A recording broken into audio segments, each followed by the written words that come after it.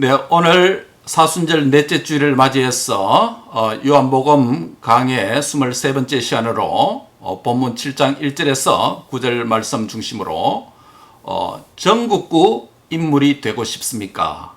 전국구 인물이 되고 싶습니까? 라는 제목으로 하나님의 말씀을 함께 듣고 은혜를 받고자 합니다. 인생은 선택의 연속입니다. 어떤 것을 선택하느냐에 따라서 우리의 인생이 결정될 수 있는 가능성이 많습니다. 그래서 삶은 선택의 결과가 될 때가 많습니다. 물론 선택하는 모든 것이 선택대로 되는 것은 아닐지라도 선택의 결과가 우리의 삶이 될 때가 많습니다.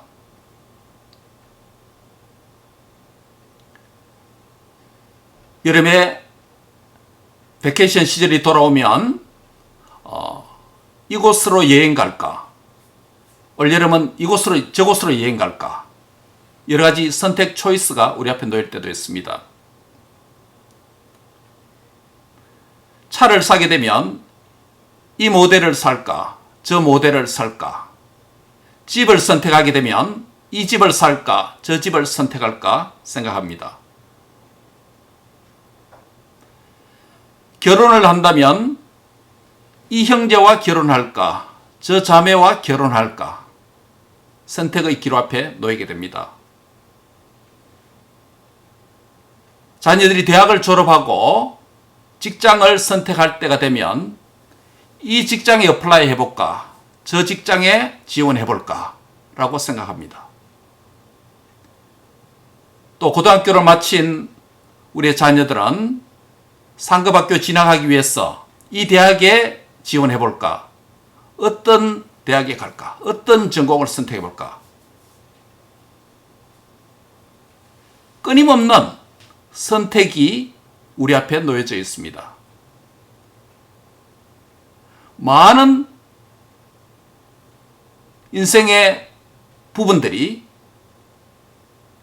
우리로 하여금 선택하게 하고 결정하도록 하여서 결정되고 선택된 방향으로 삶을 살게 되어집니다.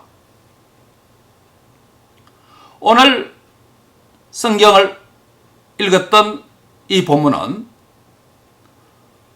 인생을 살면서 어떤 사람을 선택하고 어떤 장소를 선택하고 어떤 케이스를 선택하고 어떤 기회와 opportunity를 선택하고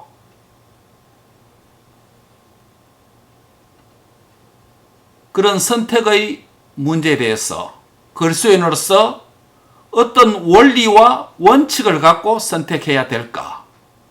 라고 하는 말씀이라고 할 수 있겠습니다. 오늘 우리 예수님께서 이 본문을 통해서 당신께서 선택하시고 결정하시는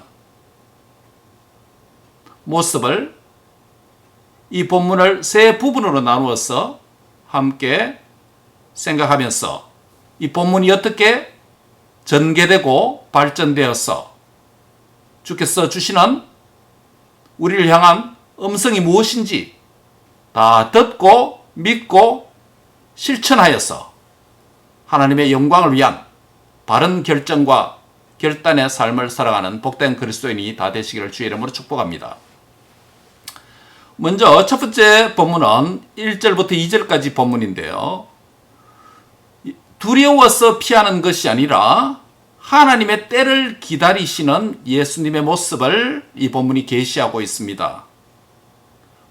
본문 1절에 보시면 그 후에 예수께서 갈릴리에 다니시고 유대에서 단일이여 아니하심은 유대인들이 죽이려 함일러라 라고 말씀을 합니다.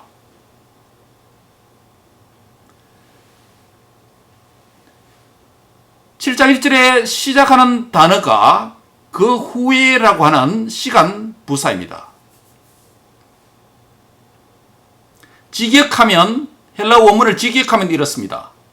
그리고 이것들 후에라는 말이 됩니다. 여기서 이 표현은 시간이 많이 흘렀음을 의미합니다. 요한복음 6장의 내용을 여러분 아시죠? 오늘 본문의 바로 앞에 장이죠. 요한복음 6장의 내용은 오병이의 표적의 사건을 행하신 때가 있는데 그때의 시간적인 배경이 언제냐면 6장 4절에 보면 유대인의 명절인 유월절이 가까운 때였다라고 말씀을 하고 있습니다. 즉 오병이어의 기적을 행하실 시간적 시점이 유대인의 명절인 유월절의 시점이었습니다. 그리고 오병이어의 사건 이후에 이어지는 요한복음에서의 일련의 사건들은 계속 연속된 사건들입니다. 디베리아 들판에서 오병이어를 기적을 베푸시고 이어서 배 타고 가버나움으로 이동하셨죠. 제자들이 먼저 보내고 예수님 나중에 가셨습니다만은 가버나움으로의 여정이 6장 16절에서 21절에 기록되어 있고 그리고 22절부터 59절까지는 가버나움 회당에서 예수님께서 말씀을 가르치신 장면이 있습니다. 그리고 이어진 본문이 오늘 우리가 읽은 요한복음 7장 1절에서 9절 본문입니다. 정리를 하면 요한복음 6장의 시간적 배경은 유월절이 가까운 시간이었습니다. 유월절이 가까운 때였습니다. 그렇다면 요한복음 7장의 이 장면의 시간적 배경이 언제입니까? 2절에 보시기 바랍니다. 7장 2절에 보시면 유대인의 명절인 초막절이 가까운 시점이다 라고 말씀을 합니다. 유대교의 3대 명절인 가운데 초막절의 이름은 여러 가지입니다. 장막절이라고도 부르기도 하고 수장절이라고도 부르기도 합니다. 영어로는 The Feast of Tabernacles. 출애굽에서 광야의 여정을 거치고 가나안 땅에 정착해서 하나님께서 베푸신 은혜를 기억하면서 첫 열매를 거두고 또 초막을 지어서 하나님의 은혜를 감사하는 절기가 초막절입니다. 그러므로 6장에서 6월절이 가까운 시점에서 7장의 초막절의 절기까지 시간이 경과되었다는 것을 의미합니다. 어느 정도 경과되었을까요?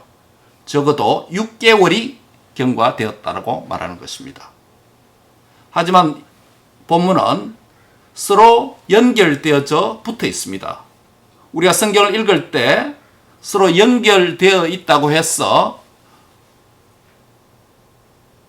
두 내용이 동일 시간과 동일 장소에서 반드시 일어난 것으로 보면 안 되죠.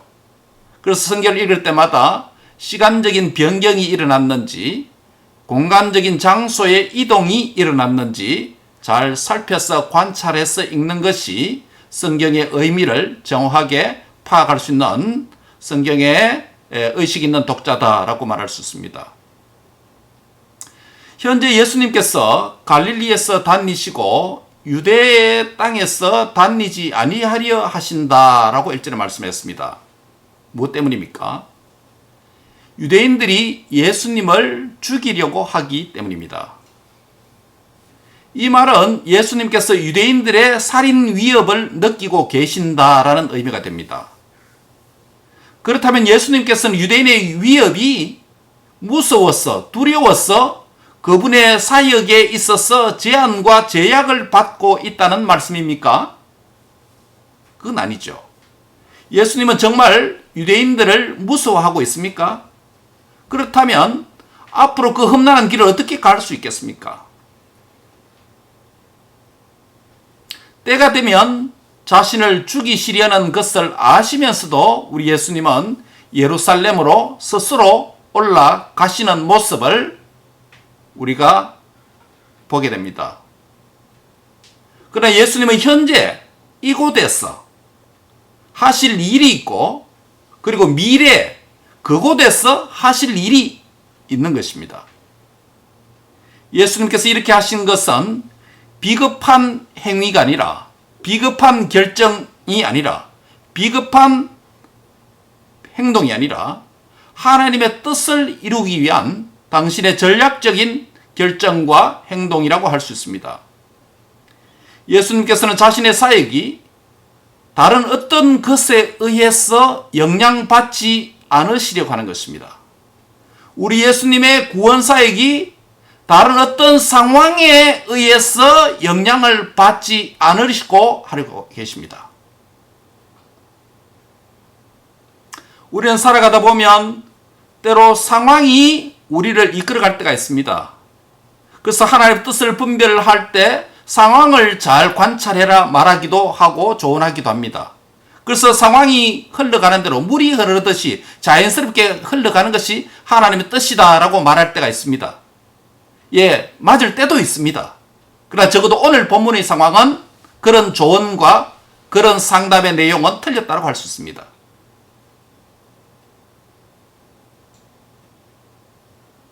하나님의 정한 때에 당신의 계획 뜻 안에서 지금 해야 될 일이 있고 지금 가야 할 장소가 있고 지금 있어야 될 곳이 있고 행동하고 움직여야 될 때가 있고 어디로 가야 할 때가 있다는 것입니다.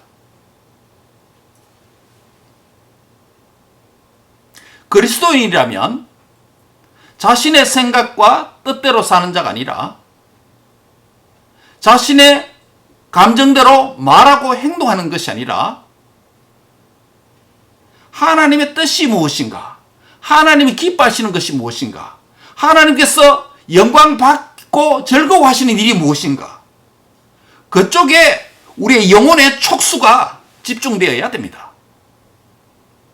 그래야 하나님이 부르신 하나님께서 나를 이곳에 여기에 이 포지션에 이 교회에 이 시대에 부르시고 계획하시고 뜻하신 일을 수종될 수 있고 이루어 드릴 수가 있는 것입니다.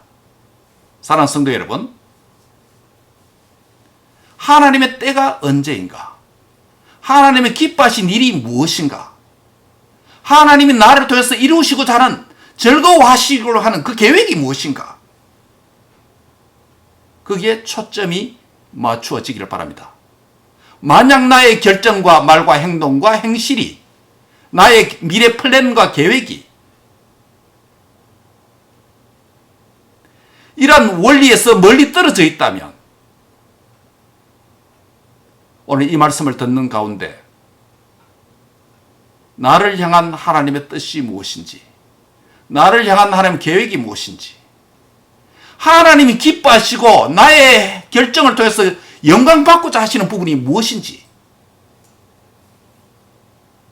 거기에 관심과 생각과 의지가 결집되는 그런 은혜가 있기를 바랍니다. 두 번째 섹션은 3절부터 5절까지 말씀인데요. 초막절을 지키라고 유혹하는 예수님의 형제들이 있다는 것입니다. 보면 3절에 보시면 그 형제들이 예수께 이르되 당신이 행하는 일을 제자들도 보게 여기를 떠나 유대로 가소서라고 말을 합니다. 여기서 그 형제들이라는 것은 예수님의 형제들을 가리킵니다.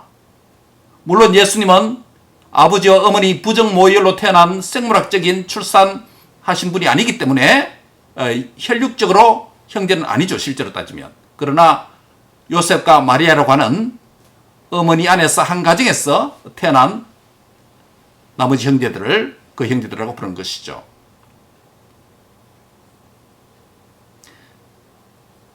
그 형제들이 예수님께 이렇게 말합니다. 당신이 행하는 일을 당신의 제자들도 볼 수 있도록 알 수 있도록 여기를 떠나서 유대로 가소서라고 말합니다.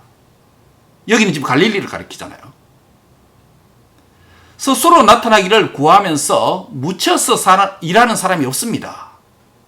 형님, 이 일을 하시려거든 자신을 세상에 나타내소서 라고 형제들이 예수님께 말합니다. 그런데 재밌는 것은 이 말을 하는 형제들의 영적 상태, 그들의 정체성이 어떤 자리였습니까? 5절에 보시면 예수님을 믿지 아니함일러라 라고 말합니다. 여기서 요한이 이 복음의 저자인 요한이 그 형제들까지도 예수를 믿지 아니한다라는 이 말은 그 동생들이 오빠가 되고 형님이 되는 이 예수님을 신뢰하지 아니한다라는 이 말이 아니죠. 그 말이 아니고 예수님이 하나님의 아들 메시아라는 것을 믿지 아니한다 이런 말이 되겠죠.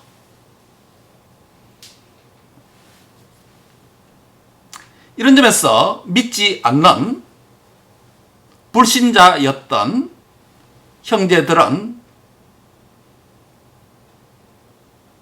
예수님의 이러한 전략적 행위와 그분의 지혜로운 행동의 의미를 알지 못했습니다. 이들이 예수님께 한 제안이 무엇입니까? 당신이 행하는 일을 제자들도 보게 여기를 떠나 유대로 가소서라는 제안입니다. 지금 예수님께서 갈릴리 시골에서 일하실 것이 아니라 유대로 가셨어. 예루살렘에 있는 수도 예루살렘에 있는 그 중심지 유대 땅으로 가셨어. 사역을 하신다면 많은 제자들을 얻을 수 있고 또 많은 제자들도 볼 수 있고 많은 제자들의 관심의 대상이 될 수가 있고 많은 열매를 맺을 수가 있을 것입니다. 라고 그렇게 제안한 것입니다. 그러면 많은 제자들로부터 존경도 받고 인정도 받을 수 있을 것이니 얼마나 좋은 일이 될 수 있겠습니까? 라고 그렇게 예수님께 제안을 한 것입니다. 여러분 이 제안이 어떻습니까? 여러분 귀에 어떻게 들립니까? 얼마나 합리적이고 그럴싸하고 내가 그 자리에 있으면 유대 땅으로 가고 싶지 않겠습니까? 기회의 땅인데요. 더 기회가 풍성한데 사람이 많은데 많은 열매가 있다고 예상되는 곳인데 거길 가지 않겠습니까? 목사인 저도 그런 기회가 오면 가려고 할 겁니다. 아마.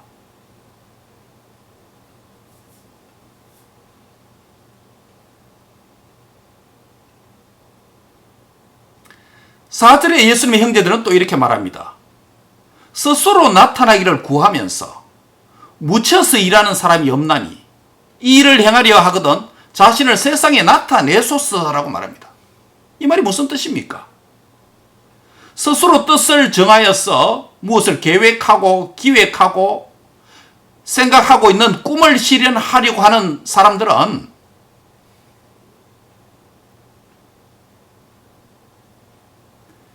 예수님의 형제들이 예수님에게 말하는 것처럼 묻혀서 일하는 사람이 없다. 그게 세상의 원리다. 사람이 알아주지 아니하고 봐주지도 않고 들으려고 하지 않는 그런 상태로는 안 된다. 당신께서 계획한 일이 무슨 일인지 모르지만 우리가 아직 믿지 못하기 때문에 무슨 일인지 모르겠지만 그 일을 행하려 하거든 그 뜻을 품은 뜻을 이루려고 하거든 적어도 세상에 자신을 나타내고 홍보하고 PR을 해야 됩니다. 라고 하는 것입니다.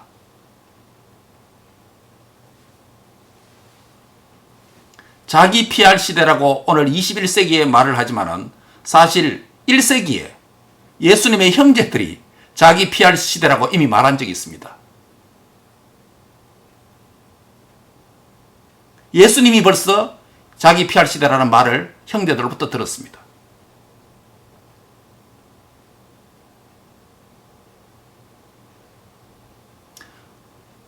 여러분 이 말이 틀린 말은 아닐 거예요. 우리도 한번 보세요. 우리도 인터넷 홈페이지를 만들고 특히 유튜버 시대에 또 다양한 디지털 시대에 하나님의 교회와 사역과 또 복음을 나타내고 효과적으로 사역을 하기 위해서 현재의 다양한 문화적인 채널들을 사용해야 합니다. 그 자체가 나쁜 것은 아닙니다. 할 수만 있다면 우리의 믿는 바를 삶을 통해서 보여주고 다양한 현대 문명 이기와 문화적 채널 다양한 현실에 맞는 옷을 입음으로 복음을 표현하는 방식이 있다면 지혜롭게 선용하고 사용해야 되죠.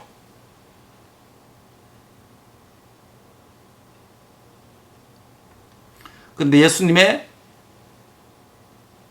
형제들은 믿지 않는 상태에서 예수님께 지금은 자기를 피할 시대니 어떤 꿈을 꾼다면 세상에 나타내야 사람이 알 수 있는 것이 아닌가, 홍보를 해야 된다라는 이야기였습니다. 가만히 있으면 그 뜻을 이룰 수가 없다는 것이 그들의 세계관이었습니다.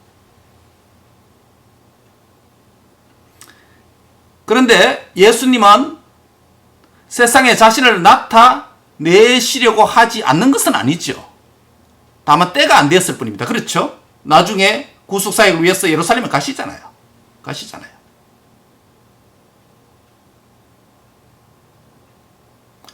이 형제들은 갈릴리 시골에 묻혀서 조용히 일한다면 여기는 지방이고 아무도 알아주지 않는다는 것입니다.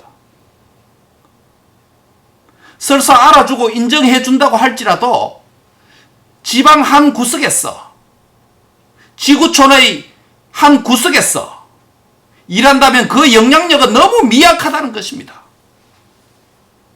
그렇게 해서는 세상을 변화시킬 수 없다고 말하는 것입니다.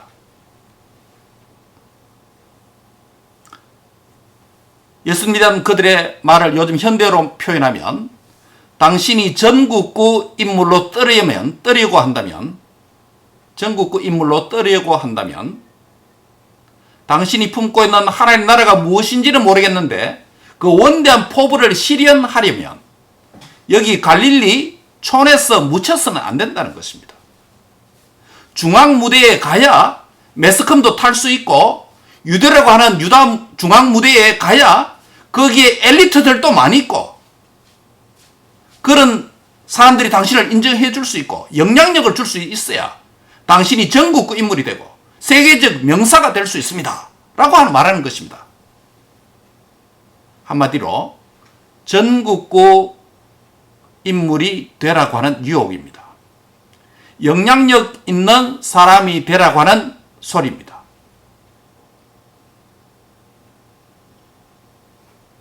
생각해보면 영향력을 주는 사람이 되는 것 그 자체가 나쁜 것은 아닙니다.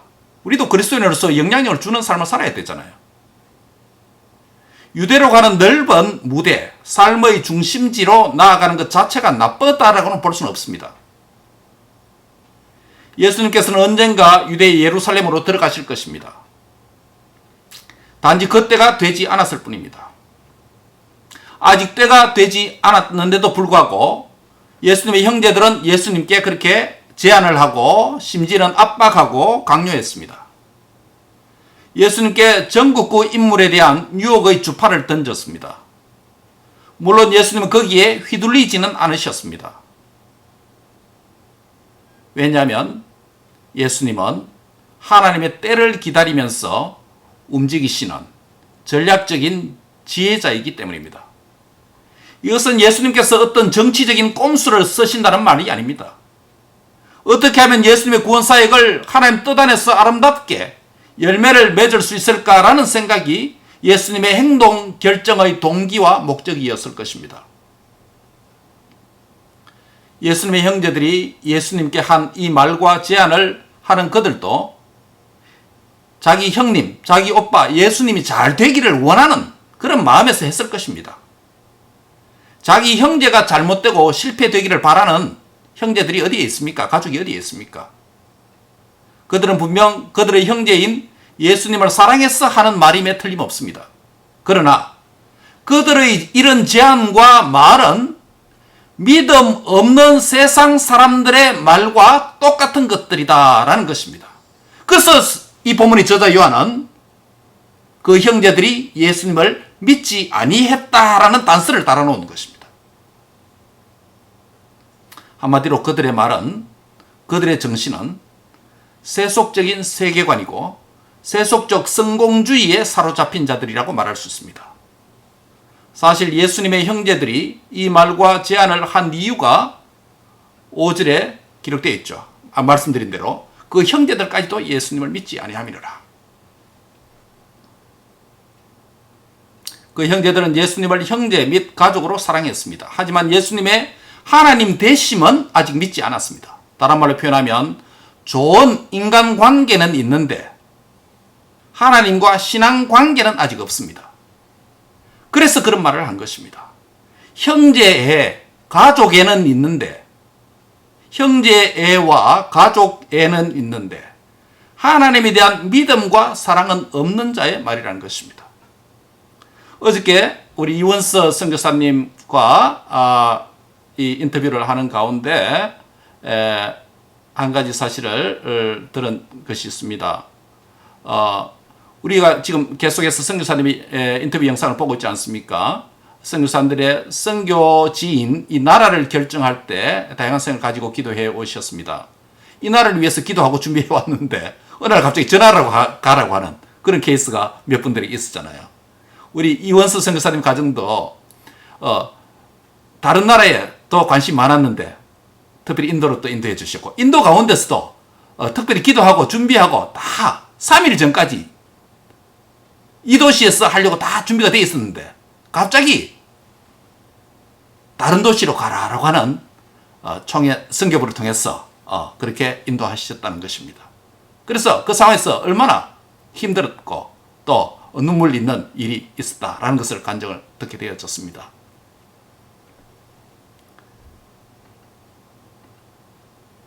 그래서 우리 선교사님 지금 하시는 사역은 지금 인도에서 네팔, 방글라데시 여러 그 국경을 같이 대하고 있기 때문에 여러 나라에서 100명에서 한 200명의 그 신학생들이 와서 공부를 하고 있는 신학교 사역을 지금 하고 있습니다.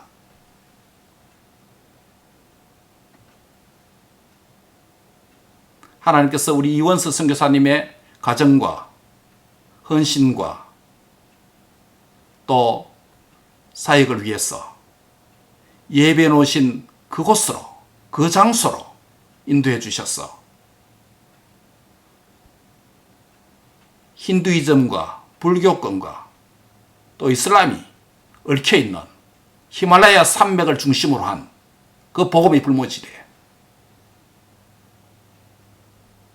젊은 청년들을 하나님의 말씀을 통해서 가르치고 복음을 심고 내일의 그 민족의 지도자들을 길러내는 의미 있고 뜻있는 하나님의 이 계획을 위해서 그곳에 보내주셔서 현재 8년 동안 사역을 해오고 있다고 들었습니다. 그렇습니다. 우리는 때로 다른 사람을 통해서 귀에 솔깃한 제안들을 받습니다. 때로는 내 안에서 만들어진 솔깃한 결정과 방향과 계획들이 있을 때도 있습니다. 또 그것을 위해서 주 예수님으로 이름으로 하나님께 기도도 많은 시간을 한 적도 있습니다. 그럼에도 불구하고 어느 한 시점에서 이 길은 너의 길이 아니다. 이때는 너의 때가 아니다. 라는 음성을 듣는다면 우리는 어떤 감정이 들 것이며 어떠한 행동으로 나갈 것입니까?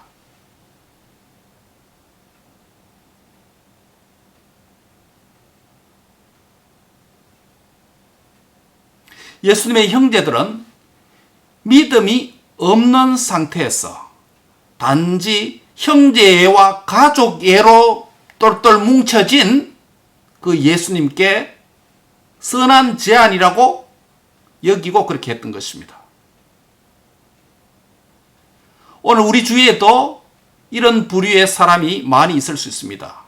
인간적으로 교제해보면 참 귀하고 성품도 훌륭합니다.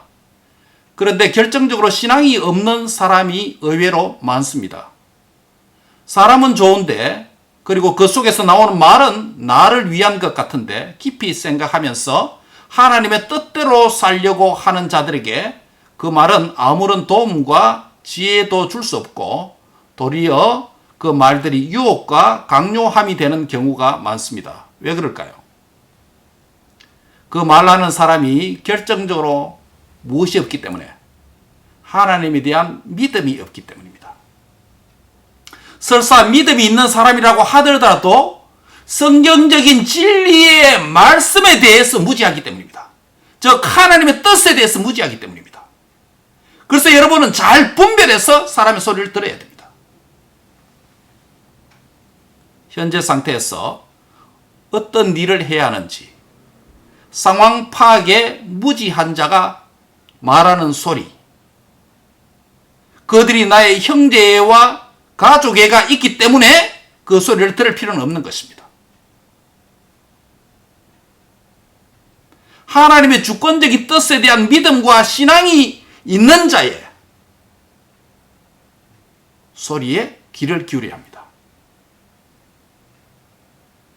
어떤 사람은 작은 틀을 보는데 큰 틀을 보지 못하는 경우가 있습니다. 작은 틀에서 보면 그 이야기는 맞아요. 틀린 말이 아닙니다. 합리적이고 맞습니다. 그런데 큰 틀을 보면 그것은 퍼즐이 안 맞는 경우가 있습니다. 오늘 말씀이 그런 경우입니다. 이런 자들은 큰 틀에 있는 그 하나님의 뜻에 대한 경외감이 없습니다. 그 뜻에 순종하고픈 마음이 없습니다. 현재 작은 퍼즐 맞추려고 거기에만 집중하기 때문에 그렇습니다. 믿음이 없는 자의 무지한 말이나 믿음이 있는 자의 무지한 말에 얼마나 하나님의 뜻과 하나님의 그 계획을 파괴할 수 있는지, 그리고 사람에게 부담과 유혹과 상처를 줄 수 있는지 생각해야 합니다. 이런 소리들과 영향력들부터 우리는 벗어나야 됩니다. 사랑하는 형제 자매 여러분, 우리가 형제 자매에게 어떤 말을 해줄 때 우리가 그 사람과 우리 자신을 향한 하나님의 주권과 하나님의 뜻에 대한 어떤 경외감을 가지고 말하는 습관을 가져야 합니다. 입에서 나오는 말이라고 해서 모두가 유익한 것은 아닙니다. 믿음의 말을 하시기 바랍니다.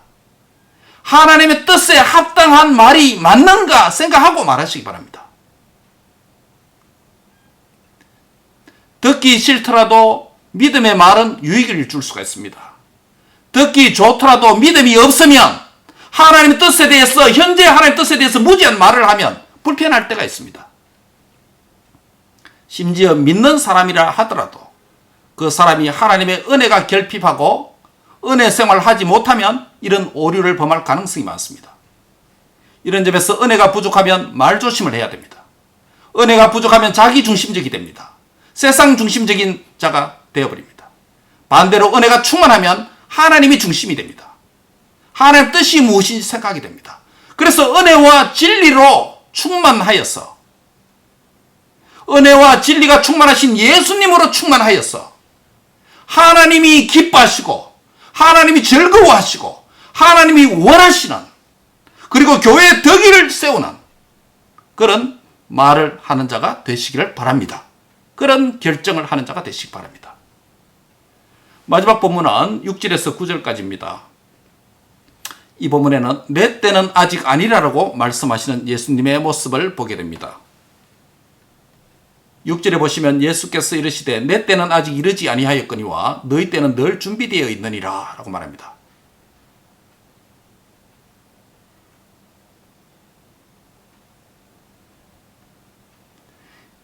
예수님께 그 제안을 한 형제들은 예수님과 그 제자들과 함께 수도권으로 유대로 가실 것을 기대했을 것입니다.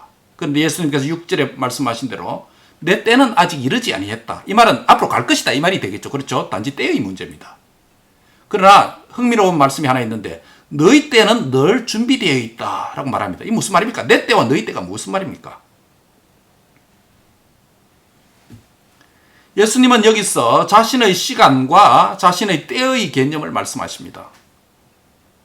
이 말씀은 예수님께서 지금까지 하나님의 때가 있다는 것을 믿는 분이라는 것이고 하나님의 때에 행동을 해 오셨다는 것을 의미하고 앞으로도 하나님의 때에 행동하실 것이라고 하는 자신의 의지를 보여주고 있습니다. 이것은 예수님의 하나님의 주권과 하나님의 뜻에 대한 생각이고 경외고 의지입니다. 이 말씀은 예수님은 지금 당장 유대로 가실 생각이 없다는 말이죠. 그렇게 한다면 하나님의 뜻을 이루는데 맞지 않다라는 때문입니다. 그런데 그런데 여기서 내 때가 아직 이르리했다. 너희 때, 나의 때라고 말합니다. 여기서 너희 때라고 하는 게 무엇이고 나의 때는 무슨 말입니까? 시간적, 오늘 본문의 문맥의 시간적 개념으로 설명하면 예수님의 때는 앞으로 다가올 6월절의 때를 가리키겠죠. 너희 때는 언제입니까? 너희가 원하는 때는 언제입니까? 지금 초막절이죠. 우리가 사순절 예수님께서 우리가 오늘 사순절 넷째 주일인데요. 예수님께서 유대 땅으로 예루살렘을 가는 여정이 사순절의 여정 아닙니까? 그렇죠? 그래서 예수님은 사순절에 십자가에 못 박히시잖아요. 그 지금은 시간적으로 초막절인 거죠.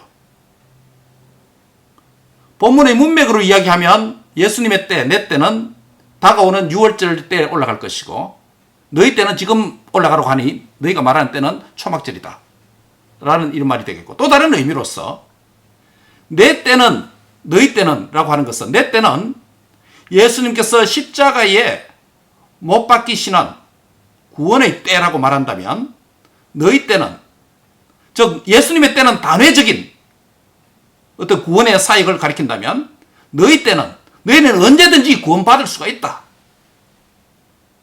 뭐 이런 의미도 가능합니다.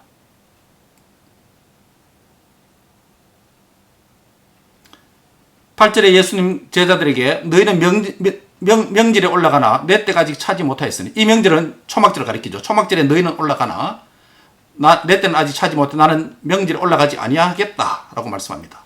이 말씀은 예수님은 형제들의 성화에 못 이겨 또는 주위 환경에 따라 움직이는 분이 아니라 그분의 계획과 시간에 따라 움직이신다라고 다시 한번 강조하는 표현입니다. 9절에 예수님은 제자들에게 이 말씀을 하신 후에 갈릴리에 계속 머물러서 사역을 하셨습니다. 이 사실은 오늘날 우리가 어떤 소리를 듣고 어떤 영향을 받으며 살아가야 하는지 그 길과 모범을 이 본문이 잘 보여주고 있습니다. 내 때가 아닌 세상 사람이 원하는 때, 또 그 때가 아닌 하나님이 기뻐하시고 원하시고 영광 받으실 그 때를 위해서 살아가는 자가 성도입니다. 주의 제자입니다. 어떤 결정의 기로에 놓여지면 선택을 잘 못하는 사람이 있습니다. 그런 사람 뭐라고 부릅니까? 우유부단한 사람 뭐라고 합니까? 결정장애증 환자라고 부릅니다. 예, 초이스가 너무 많아서 이걸 선택하고자 하니 저쪽이 좀 아쉽고, 이걸 선택하려고 하니 저쪽을 또 놓치는 것 같기도 하고 불안하고 두려운 거죠. 그래서 벌써 선택 못합니다. 선택사항이 많지도 않은데 둘 중에 하나라는데 또 그러기 어렵습니다. 근데 선택사항이 10개 많아도 또 선택 못합니다. 그런 사람, 우유부단한 사람을 결정장애증 환자라고 부릅니다. 반대로 어떤 상황에서 선택을 너무 쉽게 잘하는 사람도 있습니다. 결정을 너무 쉽게 잘하는 사람도 있습니다. 왜 그러냐면 자신의 결단과 의지를 자신에게 그리고 다른 사람에게 보여주려고 하는, 무언중에 보여주려고 하는 그런 의도가 있습니다.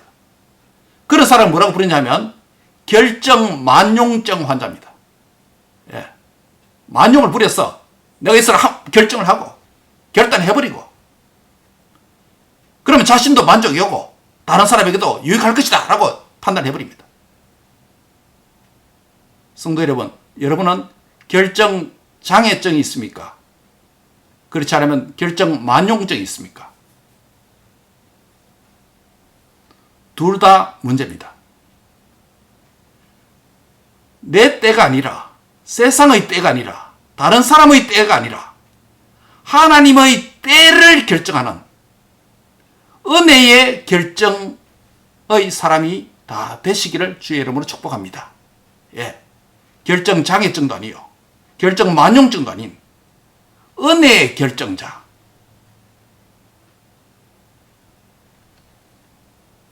어떻게 그렇게 될 수 있습니까? 말씀을 마무리 짓습니다. 이런 결정의 상 앞에서 전국구가 되라라는 유혹이 오늘도 우리에게 계속됩니다. 넓은 곳으로 가라는 유혹이 오늘도 나를 향하여 소리를 칩니다. 세상은 나를 더 넓고 더 큰 곳으로 가라고 손짓합니다. 선택을 강요하고 선택을 요구하는 세상 앞에 노출되어 살아가는 그리스도인의 삶의 현장입니다. 이러한 때 우리가 배우고 모범을 삼아야 될 예수님의 방법과 선택 철학과 기준과 지혜는 무엇입니까?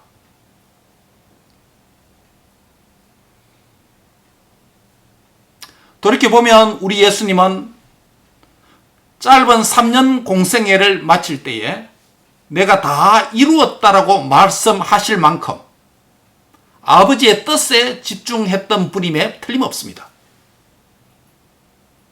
그럼에도 불구하고 예수님은 사에게 시점마다 전국구가 되세요. 넓은 곳으로 가세요. 사람 많이 모이는 데 가세요. 끊임없는 세상의 철학과 선택의 요구를 받아왔습니다. 오늘 본문은 예수님께서 어떤 유혹과 강요를 받으셨으며 심지어 자신의 형제와 가족애를 가진 사람이 요구하는 상황에서도 어떻게 행동하셨는지 결정하셨는지 우리에게 보여줍니다. 한마디로 너희 때는 늘 있으나 내 때는 정한 때가 있다. 내 때가 아직 되지 않았다. 라고 말씀합니다. 너무 성급해서 자신의 계획과 진로를 하나님의 뜻과 계획과 무관하게 결정하고 행동할 때가 종종 있습니다. 자녀들의 결혼 문제, 청년들의 결혼 문제가 그렇습니다. 직장 문제가 그렇게 될 수도 있습니다. 미래의 문제가 될 수 있습니다. 진학 문제가 그렇게 될 수 있습니다. 하나님 뜻을 찾는 과정에서 오늘 이 말씀을 잘 생각하시고 적용하시기 바랍니다. 예수님이라면 어떻게 이 상황에서 결정하실까? 예수님이라면 이때에 어떻게 말씀하시고 행동하시고 움직이실까? 라는 질문을 던져보시기 바랍니다. 예수님께서는 사람의 뜻이나 세상의 명제나 세상의 인정, 심지어는 자신을 드러내기 위해서 스스로 향방을 정하지 않으셨습니다. 그리고 다 자신의 욕심과 자신의 이기적인 방식대로 움직이지도 않으셨습니다. 그분은 3년 동안 많은 일을 하셨기 때문에 지치고 피곤하시고 줄이는 경우도 많았습니다. 그럼에도 불구하고 피곤하고 지쳤어, 스트레스를 받았어, 나의 감정과 나의 행하고 싶은 의지대로 경박하고 조급하게 결정하고 말하지 않았습니다. 예수님은 자신을 통해서 하나님의 주권적인 구원의 뜻이 어떻게 하면 이 갈릴리에서 이루어질까? 어떻게 하면 저 유대 땅에서 이루어질까? 하나님의 뜻에 맞추어서 말하고 행동하고 결정했습니다. 이 사실에 주목하시기 바랍니다. 오늘 이 말씀을 현대 그리스도인에게 큰 교훈이 될 수 있습니다. 수많은 결정과 수많은 결단과 수많은 선택을 강요받거나 압력을 받거나 자신의 심리적 압박으로 인해서 결정해야 될 상황이 놓여져 있습니다. 이런 일이 많습니다. 그래서 현대인들이 스트레스를 많이 받는 것입니다.